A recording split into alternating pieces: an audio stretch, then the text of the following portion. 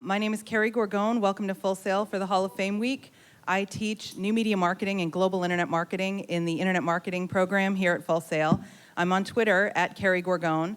I write for numerous social media publications, including Entrepreneur, Huffington Post, Social Media Explorer, and Marketing Profs.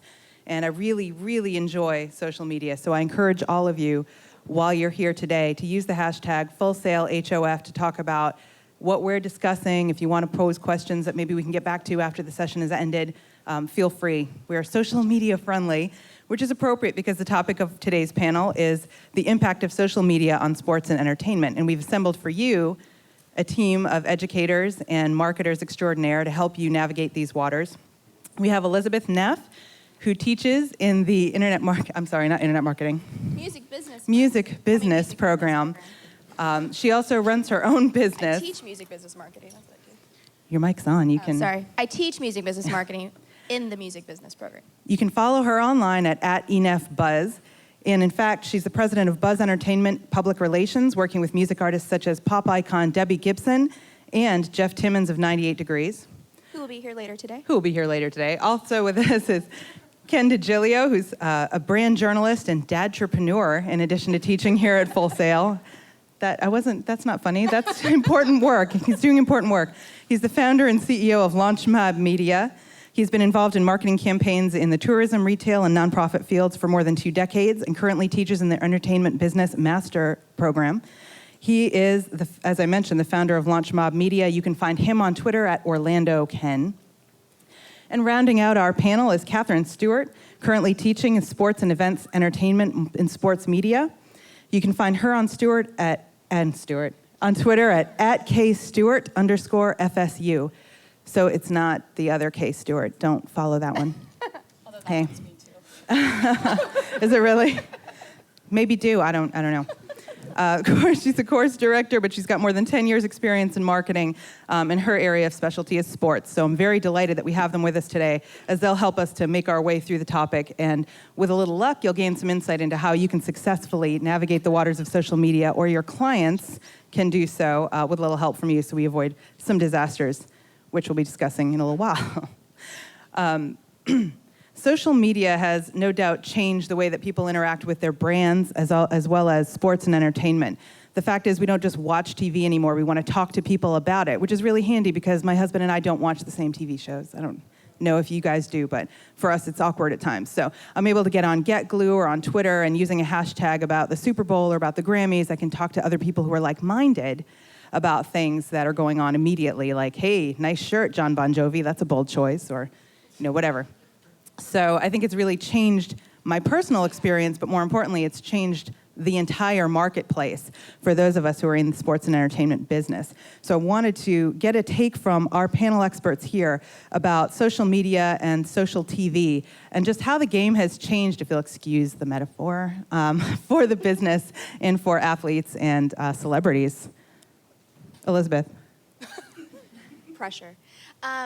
It's changed dramatically, as you said. I'm not a sports fan. That's all Catherine. But I did, with the recent Super Bowl, participate in the Brand Bowl because I'm a marketer and that's what I do. But that's a way for me to engage in the Super Bowl because I could care less who was playing. But I joined in on the conversation through Brand Bowl and because I care about the commercials. But what all of this means is just it's engagement, which you guys know because you're doing it already. And that's how it's changed the marketplace. It's put the ownership of the brand in the hands of the consumer and allows us to engage and make an emotional connection with the brand that we wouldn't have been able to do 2 years ago even. So it's great to have that community, find people that are like-minded, like she said, and really connect with people that you wouldn't have normally had an opportunity to connect with, and more importantly, engage with a brand and really feel that sense of emotional connection with them. You have clients in the industry, though. Do you advise them to watch when something of theirs is running and respond to fans in real time? Yeah, absolutely. I mean, that's the beauty of Twitter. Like I'm of all the social media platforms, Twitter is the one I'm most active on, which is I would encourage you to find which one do you want to be the most active on, because it's hard to be everywhere because, as you know, social media is very time consuming, so it's hard to do everything really well. So you want to kind of focus on one, build that buzz, and then help that communicate through the rest of the channels. But yeah, with my clients that are in the industry, I mean, they have to be able to, in real time, respond to the audience and answer their questions. It has to be in their voice.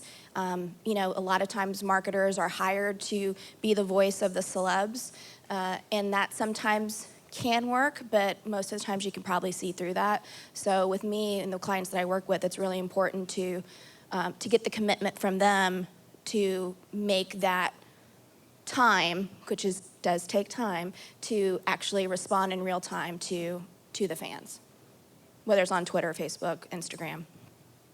Okay. Ken? Okay. Knew that was coming. My background's a little bit different. You hear me okay with everybody good? Might want to. A little bit better now? All right. So my background's a little bit different. I started out in traditional advertising and PR, where we were just pushing out a message. What I really love about social media and what you guys are getting and experiencing every second of your lives is you get that opportunity to talk to Bon Jovi, Bono, Lady Gaga, and that is an awesome opportunity. On the flip side of that is that it's always about engagement and getting to a deeper level, creating a brand meeting that's a little bit different than just creating that ad message. So my key things that I talk about a lot are authenticity and transparency, which you guys need to embrace and figure out how authentic and how transparent you will be. One of my clients was Jenny McCarthy, and she is very authentic and very transparent, and sometimes a little awkward. When I first had to deal with that, I really didn't know how to filter, or if there would be any filters at all. I think with entertainers, you have that opportunity and challenge to think about that. From a marketing point of view and a PR point of view, that's a crisis when you're trying to get funding for a project or promote something on traditional family-friendly media, which I was trying to do. I think it is awesome, but there is that challenge. And again, I'm not gonna say a whole lot, but the words authenticity and transparency are a huge game changer, and why I like branding so much. I teach in the Entertainment Business Master's program, and I teach the branding class, and I just think that's a great evolution that we've seen from the early days of just advertising and sending out a message to really creating something authentic that we want to be part of and that we want to look at all the time on our phones to see if there's a latest update on or not. So I think that's all I have So to say. Jenny McCarthy, 10 years ago, her brand image being maintained, it's needless to say it's changed a lot. What do you think is the biggest challenge No. right now that I don't think it's changed that marketers much. I think face? she has been authentic in who she is and what she cares about. I was working with her on her autism nonprofit, for Generation Rescue, and she's very intelligent on the matter. At the end of the day, though, she would talk about her body parts in a way that were a little offensive to me, and I'm a dude. But that's who she is, and that's what she's about. So I think it was great that she was able to do It's that. another session. That's Ken. another thing. And she has a new TV show. I'm not involved with that anymore, but it was a great learning experience to see how entertainers would conduct themselves and then how it would impact, a day-to-day routine of trying Is to... Jenny McCarthy on Pinterest? Because that would be awesome, right? I don't know. Catherine? I'll check it out. Well, like they said before, my background is in sports. So the great thing about social media in sports is it's really allowed us to engage with the athletes and the teams and the leagues and things like that. It's also, when you're watching the NFL on Sunday, you're watching guys with helmets on, so you don't really know what they look like, who they are. But it allows you to learn a little about who these guys are. Especially, I think social media is really great for the people who aren't the starters or the first string, those people who still want to build their brand, and they tend to be the ones who engage with the fans the most.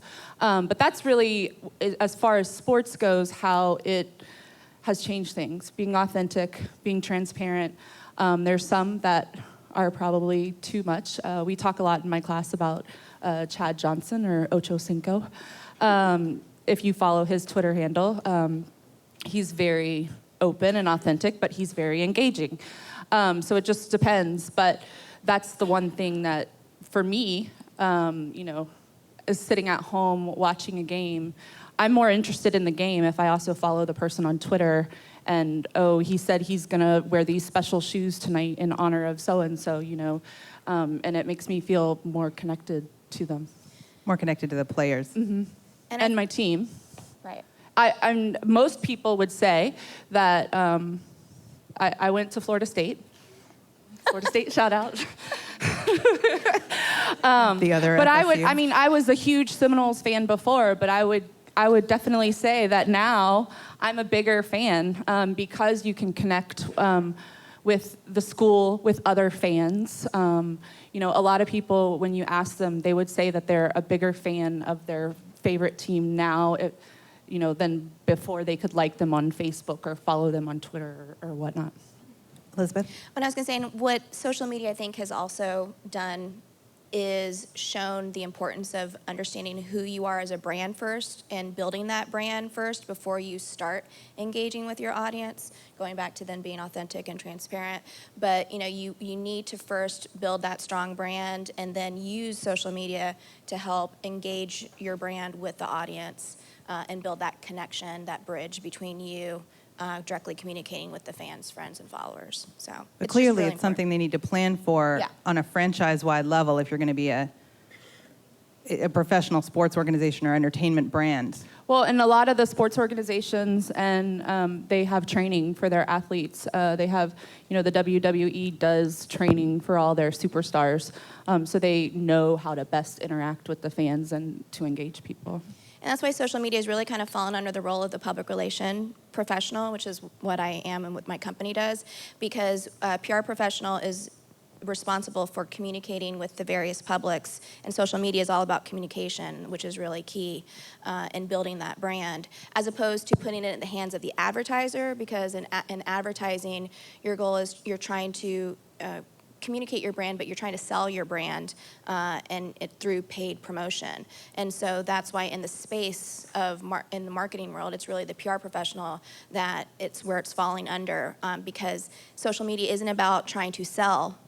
It's about trying to communicate and build a connection with your audience. So how important do you think social TV is in the sense that you want, let's say when Debbie Gibson was on The Apprentice and she knew it wasn't going to be a good night for her, do you still want her to sit there and interact with fans that were talking about it, like, whoa, she's coming off bad, or? Right, no, absolutely. Well, I mean, television in and of itself has seen an increase in live viewership because of social media. More people are watching live TV because they are able to engage in social media and have that connection to like-minded people. Recently, Debbie Gibson was on Celebrity Apprentice. Now that was controlled by NBC. You're always you have brands that are trying to control the message that goes out. But NBC would assign nights when you knew, like, if there was something happening with Debbie Gibson, like she's getting in a fight with Aubrey O'Day, or something. There was just one night like that, or? Yeah, but some sort of incidents that are occurring, they'll make that night where they promoted it on television. Tweet, and we had to designate a time that Debbie was live tweeting during the telecast to be able to engage with the questions. Were you texting her or DMing her at the time? Like, don't answer that. No. Well, because before you do that, you have to have prepared, you as the person that's representing the brand, or the artist or the celebrity, you have to have prepared her with talking points and make sure that she's on point, and of course you're there to provide the backup, but still in the end, they have to be the one responding in their voice. How important do you think the element of gamification is? Since some of you come from entertainment and others from sports, I know there are apps like Get Glue that enable people while watching live TV to check in and earn rewards like badges and real stickers. I like real stickers, so I'm a geek.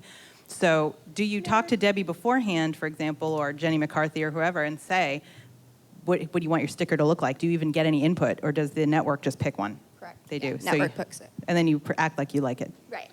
Well, you get approval. You get approval first. Yeah. But how important do you think that element is to viewers now, the element of gamification, to see who else is watching and to potentially get prizes for What watching? do you guys think? I mean, do you participate in the games? Check in.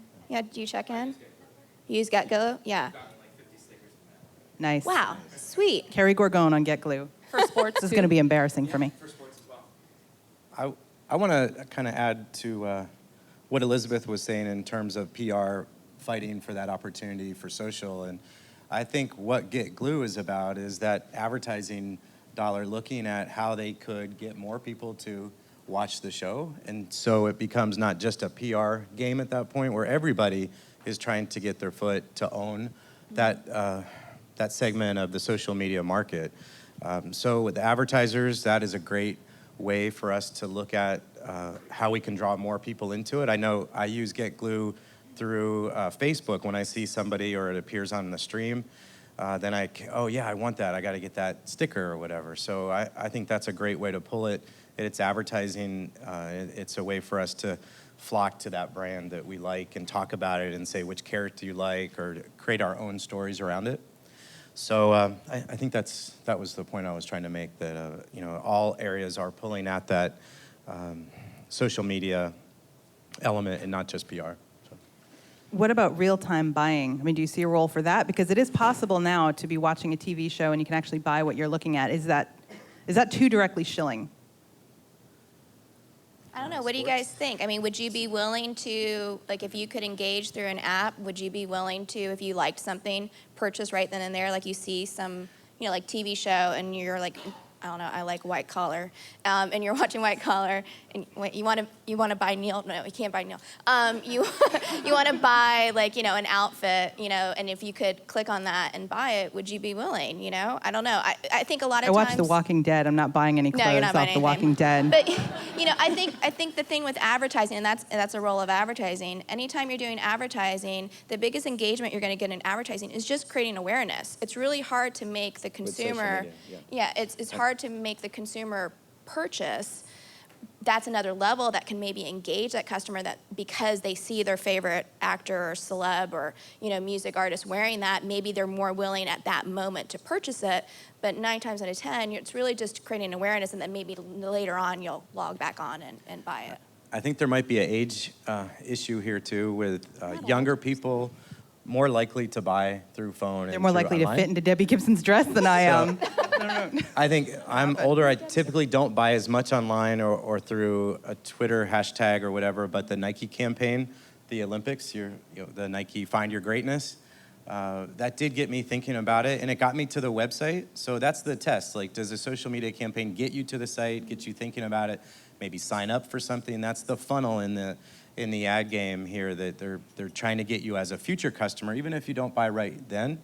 So my statement basically is that younger people probably would be more likely to buy from a social media campaign, where I'm being older, gonna think about it a little bit more. Maybe I'll sign up for an email and go back to the website, visit it later on, or when my son begs me to buy it right then through Catherine, online source. What do you think? I mean, thank you for that, Ken. Catherine, what do you think? I mean, are sports fans looking to buy stuff or get stickers, or is it a different market? Well, me personally, I'm not into the Get Glue, and like Elizabeth said, it's kind of what works for you. But this year was the first year with the Super Bowl that almost every commercial had a hashtag associated with it, or their Instagram handle or things like that, because they're trying to reach those people who are watching. But me personally, I don't know if you guys, Will said he checks in when he watches WWE on Get Glue, but I haven't gotten into I do yet. that because Triple H is my pretend boyfriend. He doesn't know and couldn't care less. But, We can make that happen. No, that's okay. I just wanted to say that I think that real-time buying, believe it or not, I think will become more popular because simply the mechanisms are being put in place across social networks now. If you notice, Facebook allows gifting. They even kind of harass you into gifting. Because Valentine's Day, happy Valentine's Day, everyone. Yeah. They're like, Harry, have you gotten something for your husband? It's Valentine's Day. I'm like, leave me alone. Not into that. So, into every life, a little rain must fall, and celebrities and sports figures are certainly no different. Just like brands, they have their bad social media days.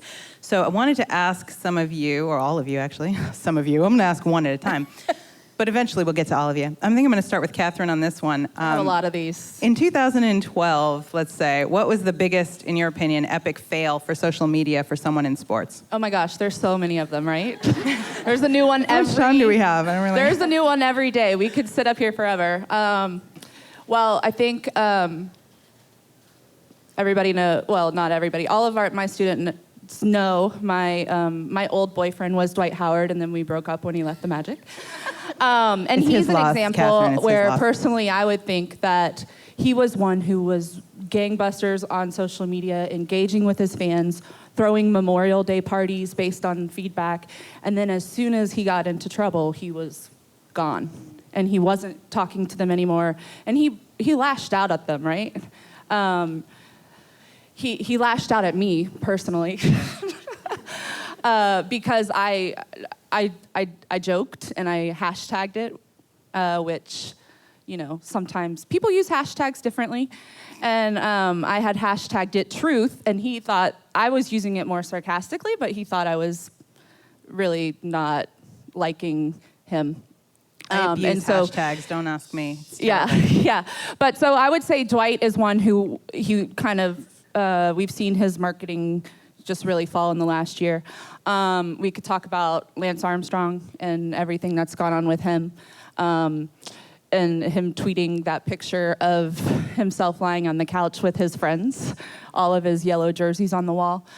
We could talk about Manti Te'o being catfished and that stuff.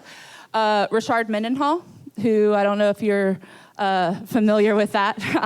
Rashard Mendenhall plays for the Pittsburgh Steelers, and the day after Osama bin Laden was killed, he tweeted some stuff, and some stuff that you or I probably were thinking. Other people were thinking it, but the difference is we don't have thousands and thousands and thousands of followers.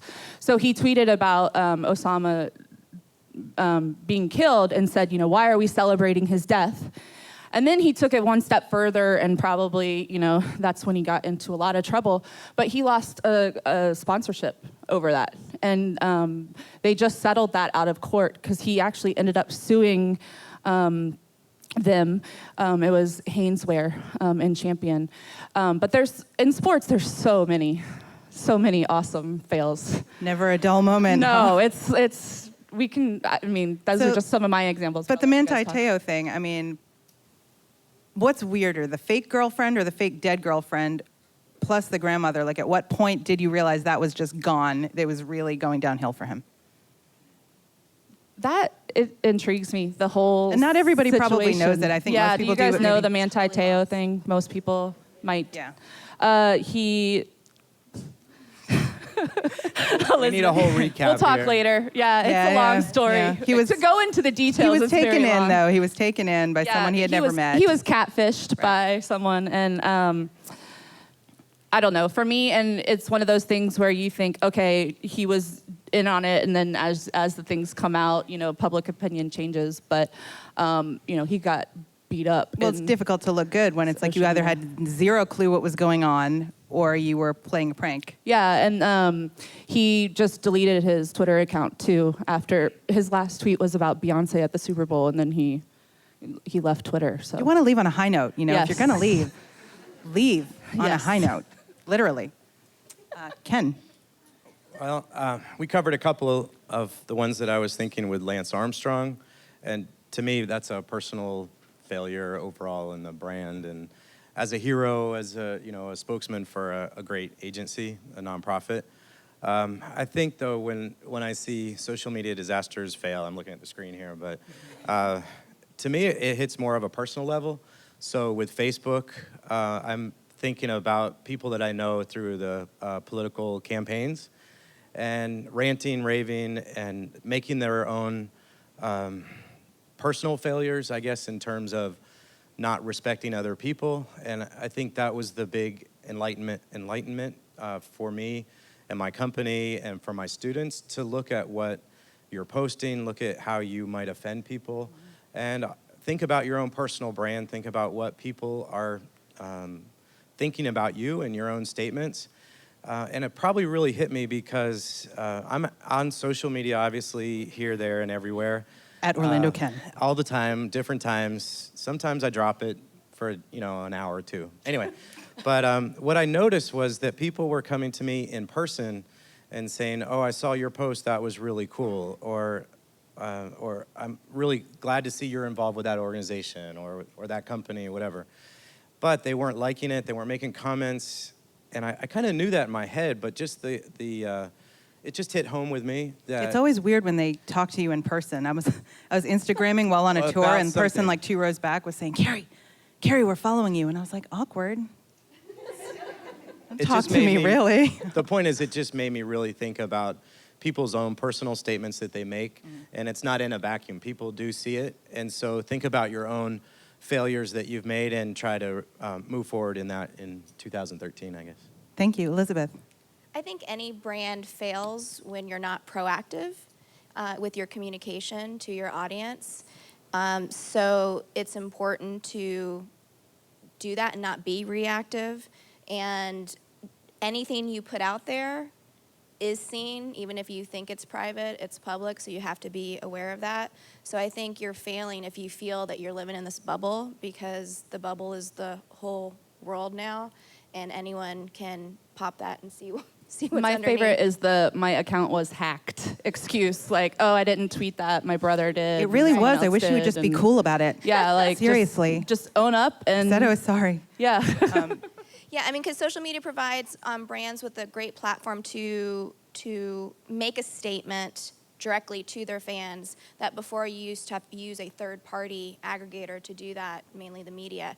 And so now that third wall is gone, and you have a direct line to your fans. So you have to take that responsibility and communicate not only the positive, but then also respond to the negative in a way that's authentic and true to your brand. Do you think that it's easier, having laid that groundwork with your fans, to kind of get it back when you go a little too far? You got to reel it in. Maybe you said something that was taken out of context. Is it easier when you have that communication line open? I mean, I think to a certain degree, yes, but I think anytime that if you say something that's offensive, I don't think whomever you are, if it's truly offensive, it's going to hurt your brand. I think too, a lot of the times in sports, what I've noticed is a lot of times, you try to be snarky and funny, and it just doesn't come across like that. There was an example recently when the NHL lockout was over.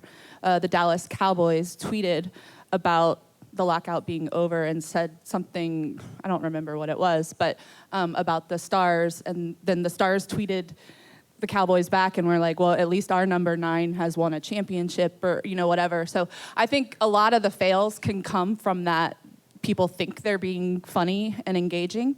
A friend of mine, he runs the accounts for the bowl games here in Orlando, and the Orange Bowl, which had the national championship game this year, they had some backlash on their Twitter account talking about they were kind of being condescending to fans. And he ended up going down there and helping them because he had such success with the 2 bowl game Twitter handles here because he could find that line of being funny and talking back, but not talking down or at people. It's so important, too, because you're, in some instances, reaching people for the first time on social media that maybe didn't follow you before, even though they knew who you were. Like, I'm a mother, and one of my children's on the autism spectrum, and the first time I followed this one rapper's Twitter feed was when he said to a fan, "Take down your photo, you look autistic." Yeah, not good, right? So, and I have eclectic taste in music. I'm not saying I was like his biggest fan, but I do have some various Spotify playlists. But you don't want your first exposure to a broader fan base to be something as negative as that. So, to be sure, there are some fails. There are also some superstars. It's my other pretend boyfriend. Yeah, I was going to say. He also It's a doesn't good one. know. Yeah, I think they know each other, actually. Well, Triple H to actually, this guy. yeah. I wanted to get your take, and I'll start with you, Catherine, on some of the great social media successes currently. Who's doing it right? What franchises, brands, teams are doing it right? And what are they doing that could be replicated? The Rock is actually a really great example, along with the WWE. And the WWE Next Twitter handle is really awesome, too. That's a plug for our Full Sail people here. But The Rock is interesting, but I happen to know he has a social media person. I thought you were going to say he had a girlfriend. I'm like, what? No. He has a social media advisor, and he works with this girl. Is that Amy Jo Martin? Amy Jo Martin, she has been in the right place at the right time. She was the community relations person for the Phoenix Suns when she convinced Shaq to get on Twitter. So she convinced Shaq to get on Twitter. He gets 1 million followers or whatever. He's having conversations with Amy Jo on Twitter. She amasses 1 million followers. She leaves the Phoenix Suns, starts her own company advising people. The Rock is one of hers. She's done WWE, the White Sox. She has done NASCAR, baseball, all across the board. And there's clearly a need to be in social media, and people want to get it right. So it makes sense. And if you're looking for a niche, it's not a bad one to have. Yeah, and she was just in the right place at the right time. And, they say that Twitter wasn't really on the map until Shaq joined it, which I don't really necessarily believe with. But right now there are social networks that are newer. That Right. there's an opportunity for people to gain ground there. Right, and it's all about the conversation. Actually, The Rock is really big on tout, and where you can respond to people's videos and things like that. But The Rock is big on tout. Shaq is big on tout because he's an investor, and they both have the same social media person, and they talk back and forth a lot. So it's really interesting to see the people who get it right. I keep looking at The Rock's picture over there, by the way. Right? Like, Mesmerizing. but there's a lot of great examples that people get it. LeBron James, he's one who in the beginning I would say didn't get it, but he's really come on board. And I hate to admit this, but I kind of like the guy now because I follow him on social media and because his Instagramming is so, you know how hard that is for me to say. So he's another guy who I think's get it. But if you'd asked me a year ago, I would have said, no, he doesn't understand it. But what is it that he's doing that other people can learn from? He is showing people who he is. And, he had a big disaster, or whatever you want to call it, with the decision that he had. And people really did not like him. And he's showing people that he's a likable guy, that he's fun. He enjoys his time with his kids. He loves the game of basketball. Not many people are going to be like, I hate my kids. I have to deal with yeah, them. exactly. It's not a good idea. But he's showing people that he can have fun, that he's not this guy, that the media portrayed him to be. So authenticity. Like Ken, you were talking about authenticity earlier. Yeah, I don't follow him. No, I don't. No, I don't. So I'll have to check him out on You don't tout. smell what The Rock is cooking? Sorry. The Brahma Bull? Come Oh, on. I'm not going to touch that. Okay. All right. Can I go with my all-star? No, I want to talk about the Rock. Oh, you want to talk more about the Rock? I have nothing yes, for the Ken, Rock. you may. Yes? Proceed. Oh, okay. So That was a joke. my rock is Felix, the Red Bull Felix. Didn't see that coming. Okay. So, all right. So I'm distracted. Sorry, you lost.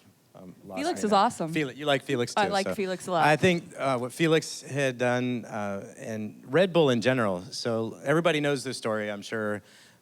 He went up 25 miles and jumped out of some crazy plane, crazy rocket ship, and he tweeted though right before he went out.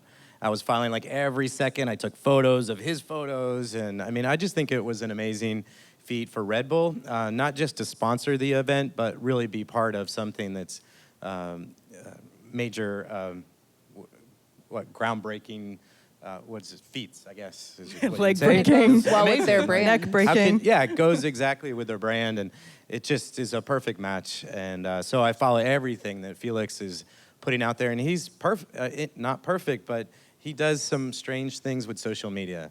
Some things, I saw one thing was he had a picture of a kid drinking a Red Bull right by him. Like, it was kind of really awkward because you don't want that to happen as a parent. Like, Don't exploit your kids. Avoid the Red Bull for kids, but any other person. He was just fine, holding it. but- He wasn't drinking it. Yeah, he was just next to him, kind of endorsing the fact that kids should do this to be like Felix. But anyway, I just think he's a kind of social media hero.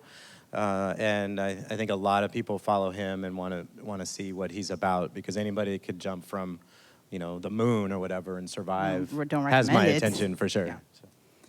Elizabeth, you single-handedly help people become social media superstars. So tell us how. Well, I was just going to comment on in regard to the Felix and this may be just skeptical of me, but I felt like where Red Bull as a brand failed was that after the jump, they brought him a bottled water.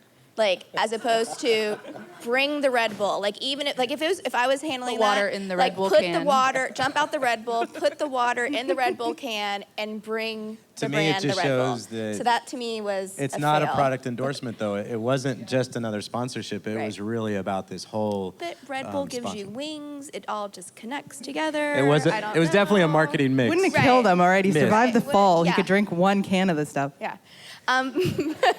Just I think saying. she's a Red Bull hater, but I personally don't drink Red Bull, but yeah, anyway. I think any social media all-star is one that allows you to, again, break that third wall and go behind the scenes. Whether it's, taking photos of your kids. I mean, again, you as a brand have to know what you're willing to give up in regard to your privacy.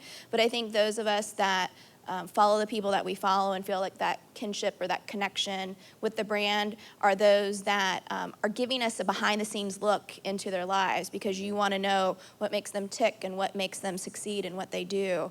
So I think any all-star is one that's going to allow you to go behind the scenes, whether it's, again, posting a photo or, of you doing something, or if it's just engaging and telling about what you're doing right then and there. There's so much content that can be created. It's just a matter of you understanding what you want to communicate, but given that those fans a behind-the-scenes look into your life to make that connection. And in terms of brands, with social media all-stars, there's a lot of great, I think, examples of brands, not individuals, who are all-stars. People who listen to their fans and followers, and people who want their feedback. like Oreo at the Super Bowl. Yes, Oreo at the Super Bowl. There was an example with the Boston Red Sox, where there was a Stanley Cup game the same time that a Red Sox game was supposed to happen that night. And they understood that most of their fans don't want to go to a Red Sox game when the Bruins are playing in the Stanley Cup Finals. So they put it out there in social media, hey, we'll change the time of our game if you guys want. And they got an immediate response from their fans and were able to change the time of the start of the baseball game to earlier, because they understood, that they're not just baseball fans, they're Boston sports fans. Right, and that's the thing, going back to a social media all-star, it's not about promoting all the time and saying things to your fans, friends, and followers. It's about listening to what they're saying. And that's what we mean by engagement. It's not just about you talking to them, but listening and talking with them. And when they do respond to you, that's why it's so important, again, to be proactive and not let it just sit there and ignore it, even the negative, because it will come back and bite you. But which networks do you recommend that they adopt at the outset, and which do you recommend they try, and how long can they kind of play around with a new social network before you think they should pull the plug? Like, there are some social networks like Pinterest that skew traditionally female at the moment. Traditionally, it's like been around for a couple years. But the Patriots use it, and I really love it. And there are really thriving rugby communities over in England using Pinterest, which blows my mind a little because the demographics there are different. So how do you decide which platforms to advise your clients to try, and at what point, do you kind of cut bait on it if it's not going anywhere? I'll just throw this out there, and then I'm sure they'll chime in about the engagement factor. So it's one thing to try it, but if they're not going to spend the time on it, then you're not going to really know. And we think of the main social channels: Facebook, Twitter, Instagram. YouTube, Instagram.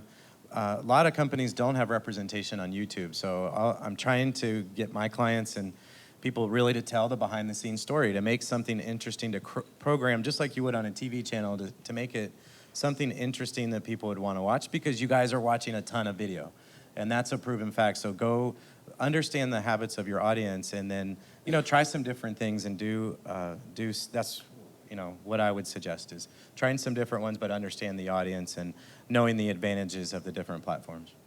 Elizabeth. Yeah, I think it's up to the individual, for you as an individual, to research the various platforms and figure out which one meets your lifestyle and your career goals. But if you're in music and entertainment, and those are the clients that I work with that are mainly music artists, Twitter is where it's at right now, and that's exactly where you need to be. And if you want to build your personal brand as a music business professional, you need to be on Twitter, because again, it's a great way to network with people that you wouldn't have an opportunity to network. Facebook is great, but Facebook for me is more for your existing fan base. not necessarily trying to gain the new audience that you can get and engage more often with Twitter. So like my artist on Twitter, it's their voice. It's them communicating with the fans. And on Twitter, most artists do that. It's them. But on Facebook, you'll notice a lot, and that's the trend recently, is they'll take what they've posted on Twitter and post it on Facebook, but they're not engaging the fans on Facebook, because Facebook kind of just sits there as that, as that community, which is great, but they're not engaging the fans on Facebook. So you just got to find what works for you. And for me, again, and the clients that I work with, Twitter is where it's at. And then when you have the Instagram and then you tweet with the Instagram photos. So again, you're gonna maximize your exposure, because as I see my 2 former students here, they know our core slogan is "It's all about the buzz," and that's exactly what it is with social media. It's all about the buzz, but it's about building the right buzz with the right people. So, But do you keep Facebook open if you're not using it, or any derelict platform, just to have that's where then me as presence? the social media person is engaging with the, you're coming up with the content, but I'm not giving the responsibility to the artist who has to focus on being the artist. That artist is focusing on Twitter. The artist isn't worrying about creating content for Facebook. It's the social media person that then is focused on creating the content on Facebook. Because if you're going to get a response, it's going to be on Twitter, not on Facebook. Catherine, when do you tell I'm sorry, Elizabeth. When do you tell a football player it's time for Pinterest? I don't. Or the fancy, whichever. Yeah, well, I think for Pinterest, it's better for the brands. And, I think the Packers are another example of those, who they have their boards that are Packer-themed rooms, Packer-themed food, like things like that. But I think for sports, it's the same thing as Twitter is kind of the hot ticket right now, because it doesn't take as long to read what fans say and to respond, and it's easier for them. It's a lot easier on your phone than Facebook, and you don't have to scroll through all the comments and things like that. We're going to move on to tips for the talent, and this is actually a friend of mine, CC Chapman, who spoke here a couple of years ago, but he talks a lot about buzz and online brand, and he's always giving away fantastic information online, which I love. But I wanted to ask you, because we were just talking about Twitter, and Twitter's a place to be for celebs and athletes. Vine, the new 6-second video sharing service. Have you guys done this? It's not on Droid, so my husband can't use it. I use it for the most incredibly silly things. But 6 seconds doesn't seem like a long time, but it really is. So given that only 2% of people online right now are using it, and maybe half have heard of it, what are you advising people to do with regard to Vine? Try it, not try it? Are you guys on it? I'm Android, so I'm not on it yet, but No. I think it's kind of like Tout Yes. and some of the other video platforms. I was just going to mention, when I was going through my list of platforms, Google+. So you've probably seen a lot more Google Hangouts, because the video is key right now. People are watching video. They want to see the behind-the-scenes story. They want to see if their brand or their person who is, that future brand or current brand, if they're really authentic in what they're saying, and if they have something valuable to either hear from an inside scoop or some upcoming news or where they're going to be or something they have an interest in. And So Google video, Plus leans male, which is good. It's a good fit for a some brands. lot more that- video. So I guess the tip would be to practice your video. Practice your In 6 seconds. Your 6-second. I'm pitch. amazed. I imagine it takes a lot more than 6 seconds to do one of those if you do it right. I don't do it right. So are we doing tips? We will. I just want to see if Elizabeth we're likes talking about Vine. Tout. I'm just Or- curious. Yeah, I Vine. just Oh, got Vine in. first. I just signed up for Vine just a few days ago, actually. So I haven't actually used it, but I think Carrie it's a Gorgon on cool- Vine is I the know. finest example I can give you.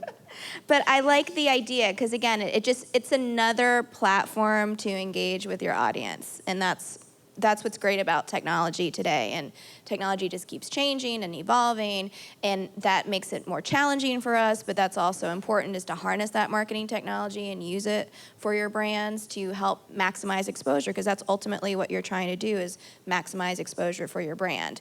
But which is why it's great for you guys, because those are career opportunities that didn't exist before. Brands and brands, whether they're an individual or an artist or a person. When I say brands, I mean anything. brands need people to do this because, as you know, it's very time consuming. And for brands to be effective on social media, you need to have a person dedicated to try to engage and control and communicate the message. So what's your social media one-on-one? If you take on a new client and you sit down with them one-on-one for the first time to talk about social media and what they need to be doing, what do you ask them to do? What's the most important thing they need to be doing right out of the gate? Twitter. I mean, just engaging, spending a couple, an hour, whether it's an hour a day or, whatever they can do, but designate some time during the day, every day, to do that. And one of my clients, Debbie Gibson, loves to go off radar, but she'll communicate that, saying she's off radar, and talking about what fans are willing to accept. The fans know that, and so it's kind of a thing, but she's done it from the beginning. Again, if you're trying to change that, if you just go away and disappear without saying anything, people will start to wonder what happened. So again, it's about being proactive with your communication. If your artist wants to take a vacation from social media, that's okay, but you're gonna have to communicate that to the fans first to know that you're gonna be away. But I try to, even when she goes away for a weekend, we'll then do tweets as Team Deb and tweet something out to, again, continue the conversation. So you're still, again, that's where then the role of the social media person is, to continue the conversation even when the artist or the brand is unable to do so. So do you sit down with them in the first day and bring up a search of them on Twitter or something and show them that people are talking about them already? I mean, how do you advise they go forward and find the fans to engage them? Yeah, I think first is with the brand that you have built, you want to be consistent on all your social media channels. So you want to find a name that you can be consistent across the board. Because especially with Instagram and Twitter, I see that even more so important now. I don't know if you've ever seen that. You'll see people's tweets that the link, the tag didn't work because their Instagram is different. Their Instagram handle is different than their Twitter handle, so that you're seeing that a lot more now. So it kind of defeats the purpose of sharing between the cross platforms. But anyway, I think the first thing is to do that, is to look at, okay, is your brand consistent? Let's make your brand consistent across the social media channels. And then let's find out, you have to talk to the brand and see the artist or the brand, what are they comfortable in doing? What do they have time for? What do they want to make time for? Because it's not me dictating this is what you should do. Any You consultation, begging, please, yeah, please. any consultation. Whenever you're a consultant or working for a part of the management team or publicity team or marketing team, you have to again listen and hear what their thoughts are and what they're willing to do. Understand their strengths, and then enhance that and find the platform that's going to best fit them. So, Ken? Mine is pretty much what Elizabeth said, but maybe just backing up and asking them about a plan, so some of their marketing goals based on what they want to get out of being on social media. So what do they want to accomplish? Do they have the energy and the money to spend to do the right kind of job? I think that's the first step. And then identifying their strengths in certain areas and developing the content around either what they already have or what they're willing to develop. So making sure they have the content similar to what you were saying, and making sure that if they are away or if there's an event or promotion, that the content is there to match those different opportunities to engage with the audience. How active a role do you tell them you're going to play in developing the content? I mean, at some point, do you want them to be able to handle that apart from you? Or do you want to keep it? I mean, to keep their image intact? Yeah, I think there's a ownership of content, that whether it's a personal brand or a company, that there's definitely a struggle between how much content you're going to create that's new and their own. There's money involved, obviously, in developing content for anybody.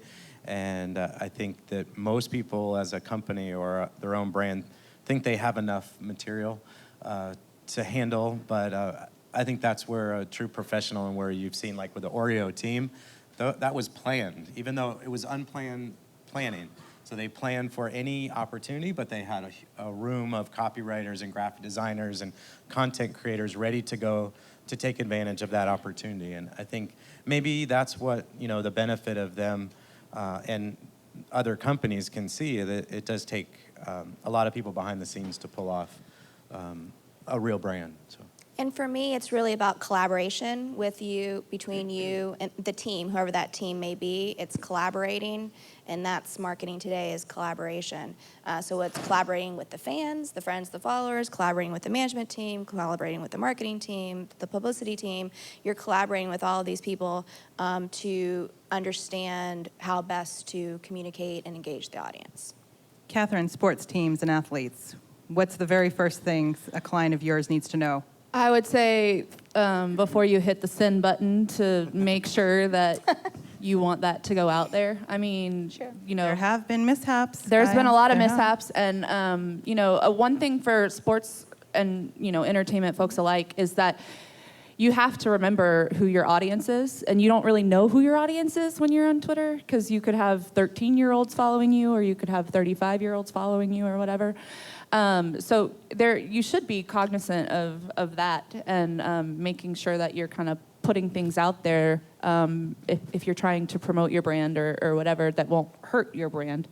But I would say too is being authentic is one of those that I think knowing who you are, and then being authentic when you're engaging with the fans.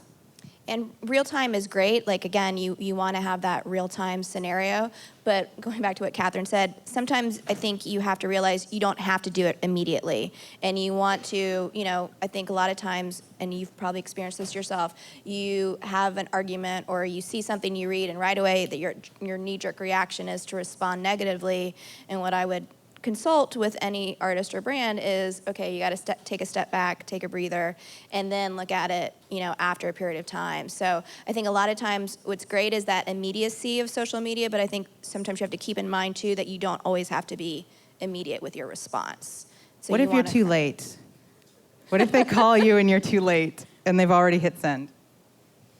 Like, it's happened that a celebrity... Just come clean. Don't ask me how. Don't use the "my account was hacked" excuse and come clean. I mean, Delete be it. honest, delete it, apologize. Yeah, I think I unfortunately say you can't delete it, unfortunately, because by the time you went to delete it, other people have already controversy. seen it and responded it, And and then retweeted it. and retweeted it, and then it can come back And then they again know to you bite you, deleted it. and then they know you deleted it, so it only makes it worse. And there's so a I would say screenshot don't delete anyways it. of your tweet up there Yeah, before it's so deleted. don't delete. Although there have been celebrities that accidentally tweeted a nude photo or something. You need to delete that. It just to show that you tried. Don't you think? Counts for something.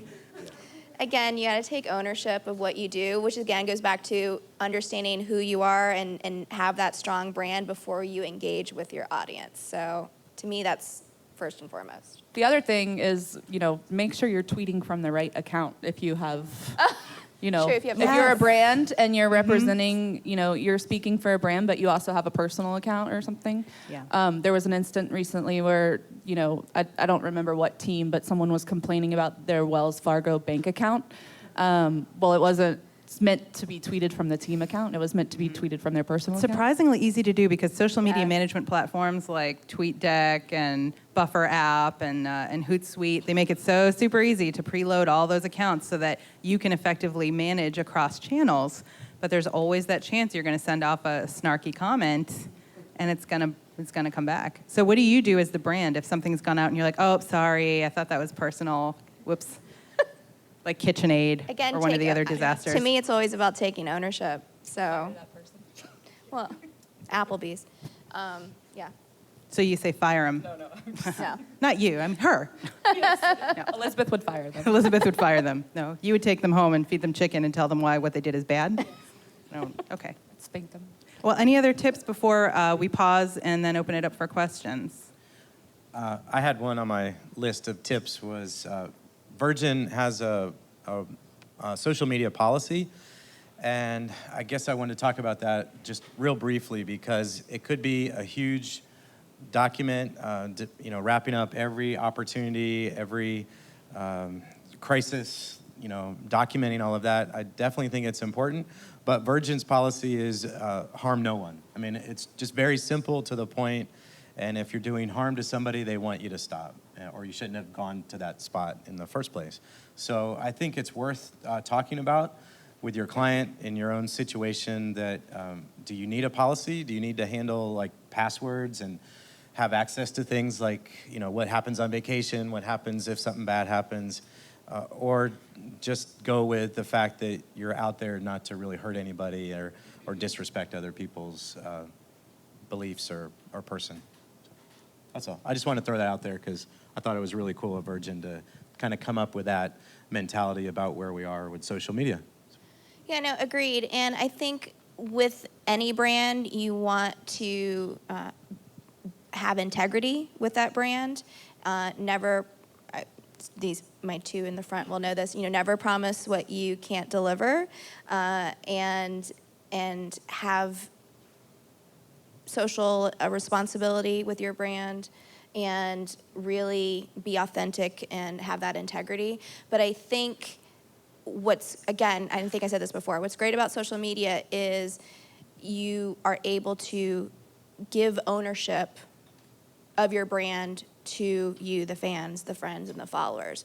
So that's good, but it's also challenging and scary at the same time. So it's great you definitely as a brand want to have the policy in place, but it's very hard to control the messaging. So, which is why, again, it's really important to make sure you understand your brand and know how you want to be presented and the perception that you want to enhance and communicate, because that's going to be the role. As long as you're authentic, it's okay. It doesn't matter what comes at you, but as long as you're authentic and true to who you are and understand who your brand is, you'll be fine. So it doesn't really kind of matter what the social media policy is, as long as you're being authentic to who you are. I think when you try to be something you're not, that's where it's going to hurt you in the end.